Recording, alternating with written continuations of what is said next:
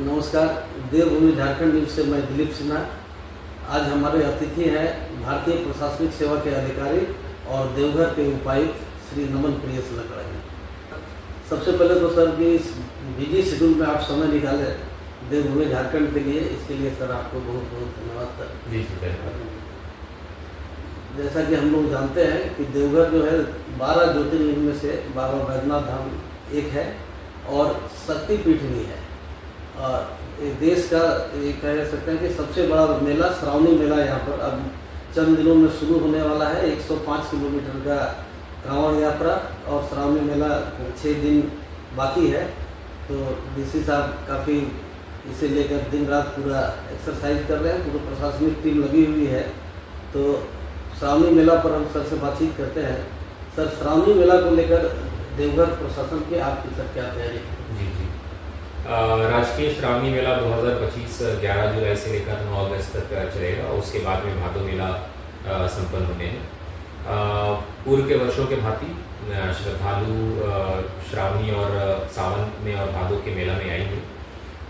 बदलाव ये हो रहा है कि हम लोग भी अपनी तैयारी को और दुरुस्त कर रहे हैं साल दर साल, और श्रद्धालुओं की संख्या है वो भी उसमें भी बढ़ोतरी हो रही है।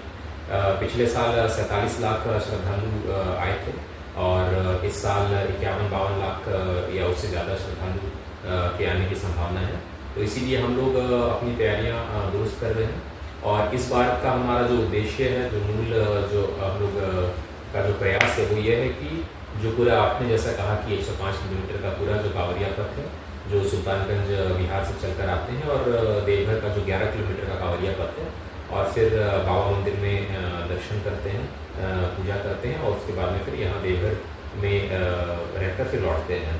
तो इसमें उनका जो भी प्रवास है, जो आवासन है, उनका पूरा जो क्यू में वो लगे और पूरा कांवड़िया पथ में वो चलेंगे, मंदिर के क्यू कॉम्प्लेक्स में रुकेंगे या जो अन्य जो होल्डिंग पॉइंट्स है, और जो दर्शन करेंगे मंदिर में, या कई लोग जैसे शिवगंगा में स्नान करते हैं उसके बाद दर्शन करते हैं, तो वो उनका सुगमतापूर्वक रहे और उनको कष्ट ना हो और उनका जो पूरा अनुभव रहे वो काफ़ी सुखद रहे। तो ये हम लोगों का प्रयास है। विशेष करके ऐसे तो 2 महीना सावन भादो काफ़ी लोग लाख संख्या में आते होते हैं, लेकिन रविवार और सोमवार को जो विशेष श्रद्धालुओं की भीड़ रहती है, उस दिन क्या विशेष व्यवस्था है?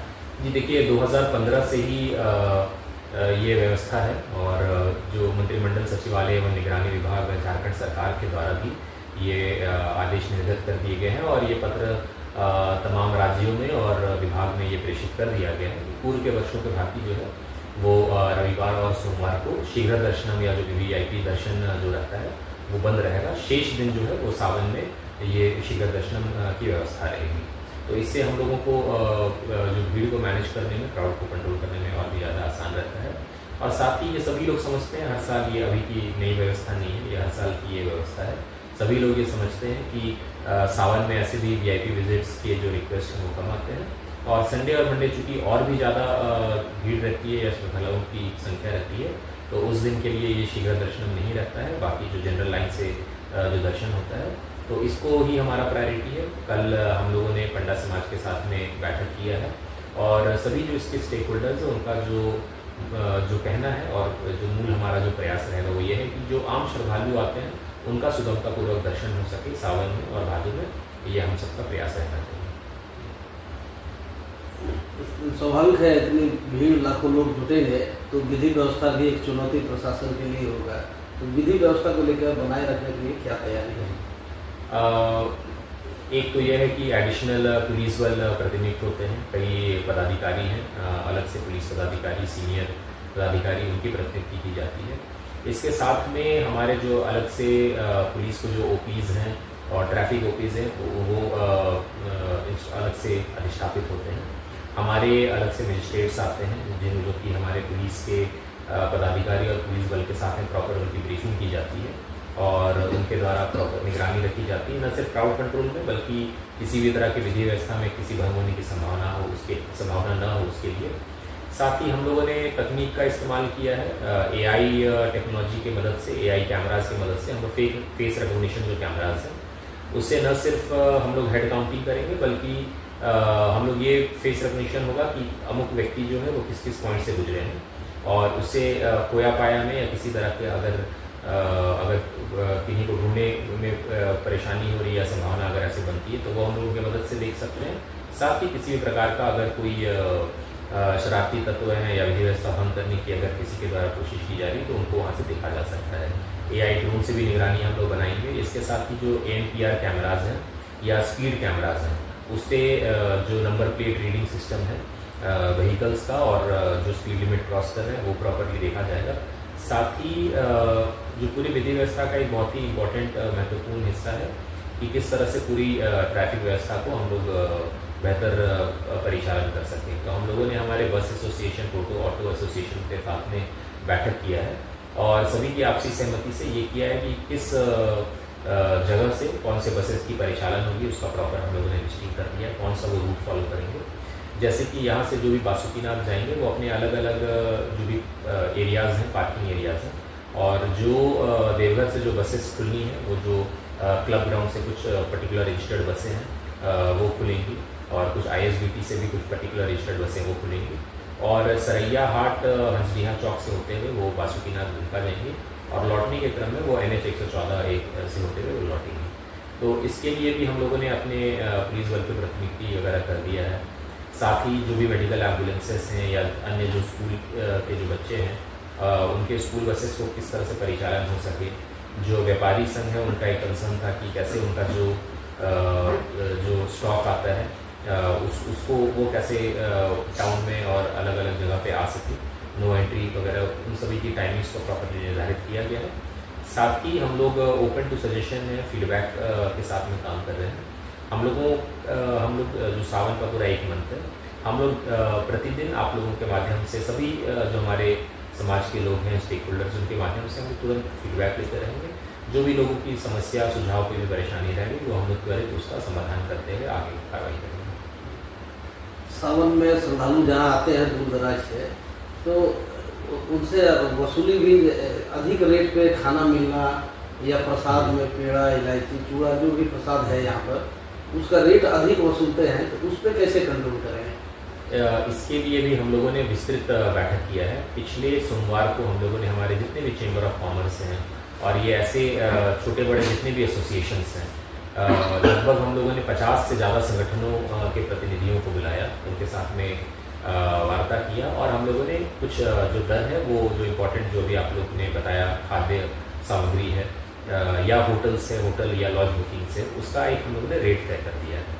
और हम लोगों ने न सिर्फ ये प्रशासन की तरफ से ये एक लिखित आदेश दिया है बल्कि हम लोगों ने यहाँ के सभी संगठनों से ये अपील भी किया है कि देखिए ये एक बहुत ही एक रिलीजियस या एक पायस ये एक मंथ है और जब आप आगंतुक या जो गेस्ट्स आते हैं तो उनको और भी ज़्यादा सम्मान के साथ में और सभी की परचेजिंग पावर उतनी नहीं रहती है तो एक रीज़नेबल रेट में सभी से दर लिया जाए ताकि वो श्रद्धालु भी यहाँ के जो भी हमारे जो मार्केट के लोग हैं, मार्केट प्लेयर्स हैं, फोर्सेस हैं, उनसे बात करके या उनसे जो भी उनकी सेवाएं प्राप्त करें तो खुशी से जाएं और एक देवघर जिला के लिए एक अच्छा इंप्रेशन वो कैरी करें। तो सभी लोगों का इसमें सहयोग रहा है, बैठक काफ़ी सार्थक रही है और लोगों ने सकारात्मक आश्वासन ये दिया है कि वो जो भी यात्री आते हैं उनका हर संभव उनके साथ में बेहतर ढंग से कोऑर्डिनेट करेंगे और उनको सर्व करेंगे।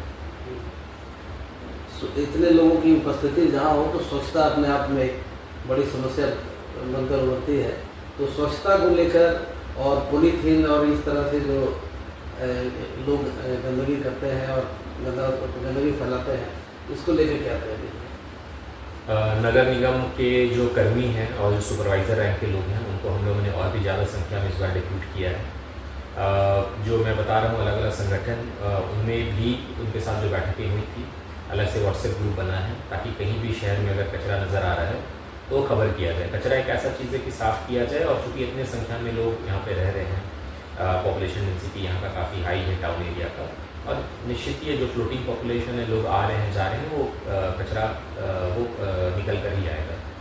इसमें हम लोगों ने एक और टेक्नोलॉजी का इस्तेमाल किया है जो कि QR बेस्ड मेथड है और ऐसे ही व्हाट्सएप और बाकी माध्यम टेलीफोन का माध्यम तो नहीं, QR कोड हम लोग विभिन्न जगहों पर उसको पेस्ट करेंगे और उसको स्कैन करके लोग अपनी कंप्लेंट को रजिस्टर कर सकते हैं। जो भी शौचालय हैं, चाहे वो स्वच्छता एवं पेयजल विभाग के हैं, ड्रिंकिंग वाटर या हमारे मेडिकल ओपीज़ हैं या पीने के पानी के जो भी सोर्सेस हैं या नगर निगम के जो शौचालय हैं उनको लेके वो कंप्लेंट रजिस्टर कर सकते हैं। और हमारे टूरिस्ट इंफॉर्मेशन सेंटर कम हेल्प डेस्क भी अलग अलग जगहों पे अधिष्ठापित है।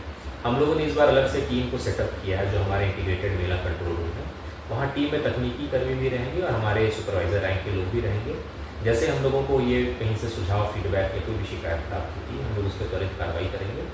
और अगेन जैसे कि मैंने कहा कि ये फीडबैक बेस्ड है, गंदगी रहेगी, कहीं ना कहीं कमी रह जाएगी, कहीं ना कहीं अगर अव्यवस्था अगर रह जाएगी तो हम लोग उस पर जल्दी से एड्रेस करके त्वरित कार्रवाई करेंगे। मेरा आप लोगों के माध्यम से लोगों से यह भी अपील है कि किसी भी तरह की जो भी चीज़ें हैं वो जल्दी सबसे पहले वो प्रशासन तक पहुँचाएँ, रादर दैन कि आप कहीं भी पोस्ट कर रहे हैं आप प्रशासन तक पहुँचाएंगे, हम लोगों का सहयोग करेंगे, तभी हम लोग उसको कम समय में उसका बेहतर ढंग से उसको रिस्पॉन्ड कर सकते हैं।